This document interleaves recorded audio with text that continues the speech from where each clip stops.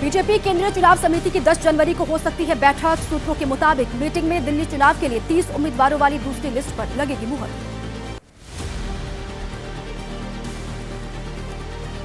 सूत्रों के मुताबिक दिल्ली की पूर्व सांसद मीनाक्षी लेखी को कस्तूरबा नगर से मिल सकता है टिकट। दूसरी लिस्ट में पूर्वांचली उम्मीदवारों को मिलेगी तरजीह।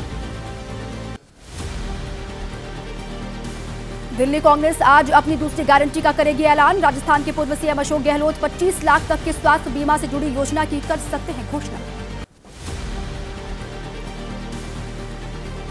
दिल्ली में फिर शुरू हुई सीएम आवास पर सियासत। मुख्यमंत्री आतिशी का बड़ा आरोप, कहा बीजेपी वालों ने मेरे घर से सामान निकालकर सड़क पर फेंका। सीएम आतिशी के समर्थन में अरविंद केजरीवाल का पोस्ट, लिखा 3 महीने के भीतर बीजेपी ने सीएम आतिशी को फिर से मुख्यमंत्री आवास से निकाला। बीजेपी के लोग दिखा रहे हैं अपनी बौखलाहट। सीएम आतिशी के आरोपों पर पीडब्ल्यूडी का आया जवाब, कहा यह बंगला सीएम का आधिकारिक आवास नहीं। सीएम आतिशी को 2 नए बंगलों का प्रस्ताव दिया गया। सीएम के बंगले पर जारी बवाल को लेकर दिल्ली में सियासी हलचल तेज है। आज आम आदमी पार्टी के नेता संजय सिंह और सौरभ भारद्वाज सुबह 10 बजे करेंगे प्रेस कॉन्फ्रेंस।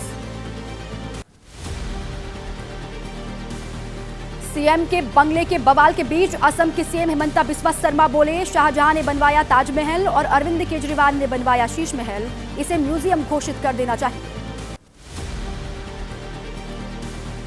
दिल्ली बीजेपी अध्यक्ष वीरेंद्र सचदेवा का सीएम आतिशी परिवार, बोले बंगले को लेकर दुविधा में है आतिशी, केजरीवाल नाराज होंगे इसलिए शीश महल में नहीं रहना चाहती सीएम। आतिशी के आरोपों पर बीजेपी सांसद कमलजीत सहरावत बोली, आतिशी को सड़क पर नहीं लाया जा रहा बल्कि उनके नाम से जो बंगला अलॉट है उसमें शिफ्ट करने के लिए कहा जा रहा है। बीजेपी सांसद मनोज तिवारी बोले, जो कुछ हो रहा है नियमों के तहत हो रहा है। अलॉटमेंट होने के बाद सीएम आतिशी को बंगले में हो जाना चाहिए शिफ्ट। दिल्ली कांग्रेस अध्यक्ष देवेंद्र यादव ने सीएम बंगले पर कसा तंज, कहा अब शीश महल नहीं गरीबों के लिए बनेंगे आशियाने। आम आदमी पार्टी की उल्टी गिनती शुरू। जेडीयू प्रवक्ता राजीव रंजन प्रसाद का बड़ा बयान, कहा दिल्ली में बीजेपी के साथ मिलकर चुनाव लड़ेगी जेडीयू, सरकार बनाने का भी किया दावा। दिल्ली के किसानों से मिले केंद्रीय कृषि मंत्री शिवराज सिंह चौहान, सीएम आतिशी से किसानों से जुड़ी केंद्र की योजनाओं को लागू करने की अपील की। असदुद्दीन ओवैसी की पार्टी के दिल्ली प्रदेश अध्यक्ष शोएब जमई का दावा, कहा दिल्ली में किंग मेकर की भूमिका में रहेगी एआईएमआईएम, बीजेपी को हराने वाली ताकतों में होंगे शामिल। बीपीएससी विवाद में कैसे बढ़ी प्रशांत किशोर की मुश्किलें, किसने कहा केंद्र के इशारे पर काम कर रहे हैं प्रशांत किशोर। 9 सेकंड में बीपीएससी विवाद में सारी जो नई अपडेट आ रही है उससे आपको रूबरू करवाते हैं। प्रशांत किशोर पर एक और एफआईआर दर्ज, पटना सिविल कोर्ट परिसर में हंगामा करने, जबरदस्ती पुलिस की जीप पर बैठकर मीडिया से बात करने का आरोप लगा।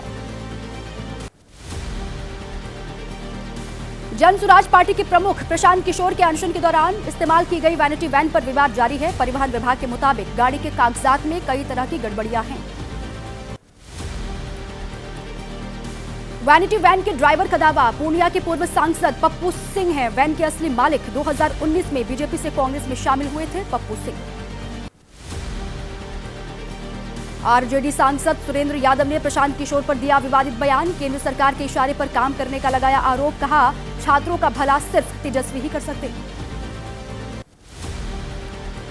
आरजेडी सांसद के विवादित बयान पर जन सुराज पार्टी ने किया पलटवार। आरजेडी सांसद के बयान को बताया गया दुर्भाग्यपूर्ण, कहा अभी बच्चों के साथ खड़े होने का समय है। बीपीएससी परीक्षा धांधली मामले पर गरमाई बिहार की राजनीति। निर्दलीय सांसद पप्पू यादव ने 12 जनवरी को बिहार बंद का ऐलान किया। कल गवर्नर से की थी मुलाकात। कांग्रेस नेता राहुल गांधी की वियतनाम यात्रा पर किसने उठाई सवाल। महाराष्ट्र में बीएमसी चुनाव को लेकर क्या बीजेपी और राज ठाकरे में डील हो गई है, और फ्रीबीज पर सुप्रीम कोर्ट ने क्यों जताई नाराजगी। 9 सेकंड में हर अपडेट आपको दिखाते हैं।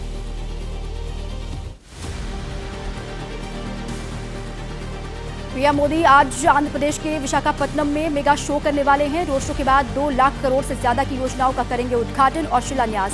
सीएम नायडू भी रहेंगे साथ। आंध्र प्रदेश के मंत्री नारा लोकेश पीएम मोदी के दौरे को लेकर उत्साहित, बोले पीएम की ये ऐतिहासिक यात्रा है, राज्य में होगा 2.5 लाख करोड़ का निवेश। आंध्र प्रदेश के बाद प्रधानमंत्री पहुंचेंगे ओडिशा, कल भुवनेश्वर में प्रवासी भारतीय सम्मेलन का करेंगे उद्घाटन। 10 जनवरी को राष्ट्रपति भी जाएंगे भुवनेश्वर। सुप्रीम कोर्ट ने जिला जजों के वेतन और पेंशन को लेकर सरकारों के रवैये पर नाराजगी जाहिर की। कहा, मुफ्त की योजनाओं के लिए खूब पैसे, लेकिन जजों के वेतन और पेंशन के लिए पैसे नहीं। सुप्रीम कोर्ट की टिप्पणी पर कांग्रेस नेता उदित राज का विवादित बयान। कहा, सांसदों और विधायकों से ज्यादा सुविधाएं हाईकोर्ट और सुप्रीम कोर्ट के जजों को मिलती है। एक देश एक चुनाव बिल पर संयुक्त संसदीय समिति की पहली बैठक आज। जेपीसी के चेयरमैन पीपी चौधरी ने बुलाई है मीटिंग। लोकसभा के 27 और राज्यसभा के 12 सांसद जेपीसी में शामिल। पूर्व राष्ट्रपति प्रणब मुखर्जी के मेमोरियल को केंद्र सरकार की मंजूरी। राष्ट्रीय स्मृति परिसर में बनेगा उनका स्मारक। बेटी शर्मिष्ठा मुखर्जी ने पीएम मोदी का आभार व्यक्त किया।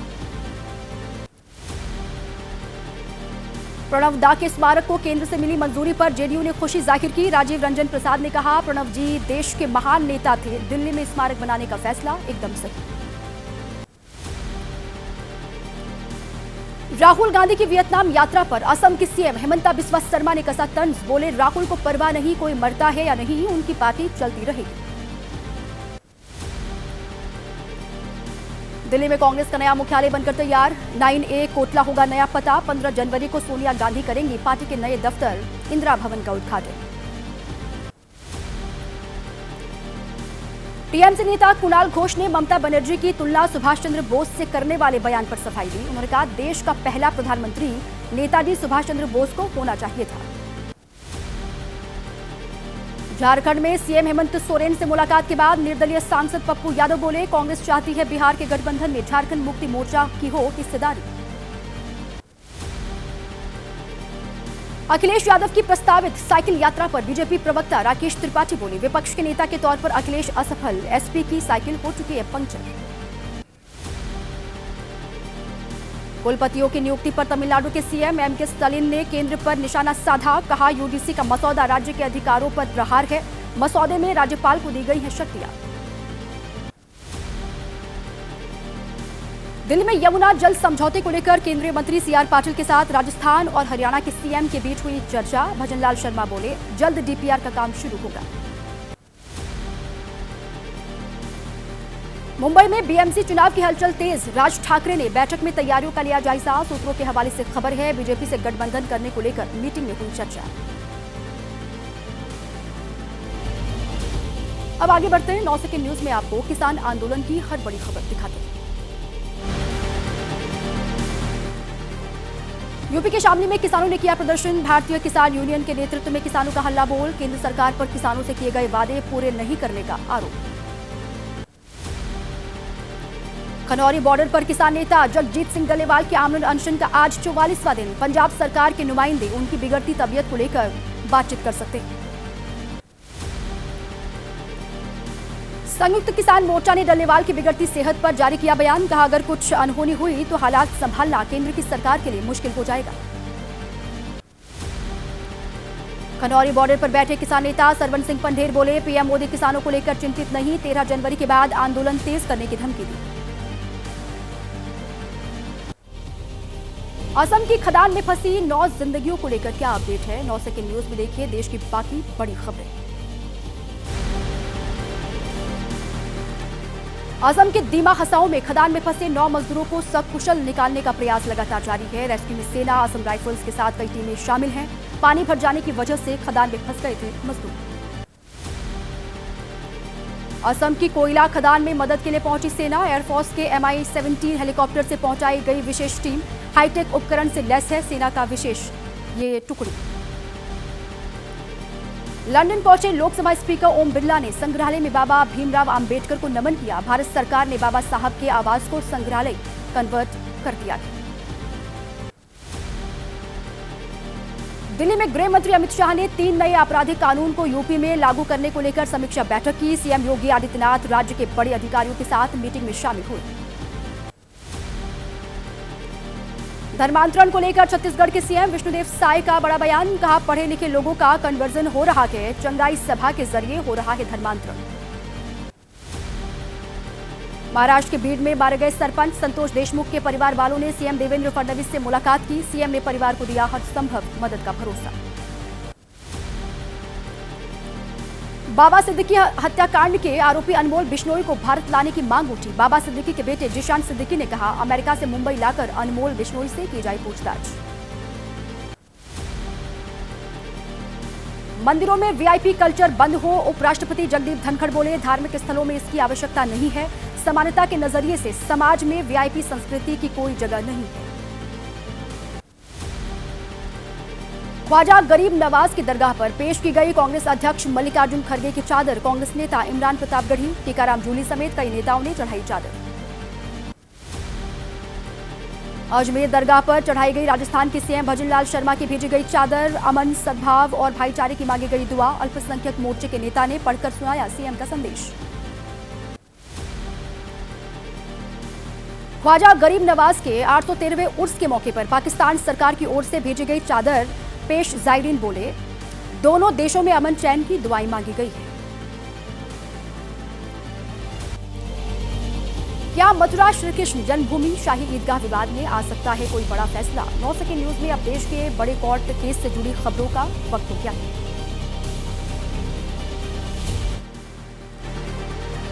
मथुरा श्री कृष्ण जन्मभूमि शाही ईदगाह विवाद से जुड़ा मामला, आज सुप्रीम कोर्ट में होने वाली है सुनवाई। मुस्लिम पक्ष ने इलाहाबाद हाईकोर्ट के फैसले को दी है चुनौती। ट्रिपल तलाक से जुड़ी याचिकाओं पर आज होगी सुप्रीम कोर्ट में सुनवाई। 2019 से लंबित पड़ी हुई है याचिकाएं, 3 तलाक को अपराध करार देने वाले कानून के खिलाफ याचिका। संभल जामा मस्जिद विवाद मामले में आज इलाहाबाद हाईकोर्ट में होगी सुनवाई। मस्जिद कमेटी की ओर से दाखिल याचिका पर सुनवाई होगी। सर्वे आदेश रद्द करने और रोक लगाए जाने की अपील है। आम आदमी पार्टी के नेता नरेश बालियान की जमानत याचिका पर आज होगी सुनवाई। रावल्स एवेन्यू कोर्ट करेगा सुनवाई। 9 जनवरी तक न्यायिक हिरासत में है बालियान। अब आगे बढ़ते हुए आपको अपराध जगत की बड़ी खबरें दिखाते हैं 9 सेकंड। ओडिशा के संबलपुर में ट्रक चालक ने मारी कार को टक्कर, कार सवार 2 बीजेपी नेताओं की मौत। सीसीटीवी में कार का पीछा करता हुआ नजर आ रहा है ट्रक चालक। हत्या या हादसा, दोनों ही एंगल से जांच कर रही है पुलिस। मुंबई में निवेश के नाम पर हुई ठगी मामले में दिल्ली से गिरफ्तारी, पुलिस ने 3 आरोपियों को गिरफ्तार किया। मुंबई के शिवाजी पार्क पुलिस थाने में दर्ज हुआ है मामला। दिल्ली के डाबरी इलाके में महिला की हत्या, पति पर अपनी पत्नी की हत्या करने का आरोप लगा है। लाश के टुकड़े कर ठिकाने लगाना चाहता था आरोपी। लखनऊ में पकड़ा गया सेना की वर्दी पहनकर धोखाधड़ी करने वाला शख्स, आरोपी के पास से सेना की वर्दी, फर्जी पहचान पत्र, अन्य दस्तावेज बरामद। कई महिलाओं से यौन उत्पीड़न का आरोप। यूपी के मुरादाबाद में पकड़ा गया अश्लील वीडियो बनाकर ब्लैकमेल करने वाला गैंग, गिरोह के सरगना समेत 3 आरोपी गिरफ्तार किए गए हैं। पीतल कारोबारी से 50 लाख रुपए रंगदारी मांगने के बाद हुई गिरफ्तारी। गाजियाबाद के रेस्टोरेंट में बगैर लाइसेंस परोसी जा रही थी विदेशी शराब, मौके से 230 बोतलें बरामद की गई है। रेस्टोरेंट मालिक समेत 7 के खिलाफ मामला दर्ज किया गया, 4 गिरफ्तार। हरियाणा के नूंह में तस्करी के बड़े मामले का खुलासा हुआ है। नशीली चीजों की तस्करी के आरोप में 3 लोग गिरफ्तार किए गए। आरोपियों के पास से 56 किलो गांजा बरामद। मध्य प्रदेश के दमोह में जैन मंदिर में चोरी की वारदात, 250 ग्राम वजन की सोने की मूर्ति और 2 किलो से ज्यादा चांदी के छत्र चुराए गए। कई मंदिरों में की गई तोड़फोड़। मुख्तार अंसारी के करीबी अफजल की अवैध संपत्ति जब्त, प्रशासन ने कुर्क की 1 करोड़ 51 लाख रुपए की संपत्ति, नेवादा गांव में स्थित मकान और फार्म हाउस जब्त किया गया। अब 9 सेकंड न्यूज में वक्त है देश के अलग अलग राज्यों की बड़ी खबरें आपको दिखाने का। गुजरात के पोरबंदर में जंगल में लगी भीषण आग, पोरबंदर के पास जूरी के जंगल में आग लगी। जंगल से उठी ऊंची लपटें, एहतियात के तौर पर बंद करना पड़ा हाईवे। पिछले 1 हफ्ते के भीतर जंगल में आग लगने की कई घटनाएं सामने आ चुकी हैं। सर्दी के मौसम में भी आग लगने की घटनाओं ने बढ़ाई वन विभाग की चिंता। आग की वजह से जल गई बेशकीमती वन संपदा। गोरखपुर में लग्जरी बस में लगी आग, धू धू कर जलने लगी रेस्टोरेंट के पास खड़ी बस। गनीमत रही हादसे के समय बस में कोई यात्री मौजूद नहीं था। फायर ब्रिगेड की टीम ने आग पर काबू पाया। फिरोजाबाद में स्कूल के वेयर हाउस में आग लगी। गोदाम में रखी यूनिफॉर्म, स्टेशनरी और दूसरा जरूरी सामान जलकर राख हुआ। आग लगने से लाखों के नुकसान की आशंका। तेलंगाना के करीमनगर में 31 छात्र बीमार। हॉस्टल में रह रहे छात्रों की बिगड़ी तबीयत, प्रशासन ने करवाया अस्पताल में भर्ती। मुंबई के आजाद मैदान में युवाओं का अनशन। 2023 में हुई फायर ब्रिगेड की परीक्षा में वेटिंग लिस्ट में शामिल अभ्यर्थियों को प्राथमिकता देने की मांग।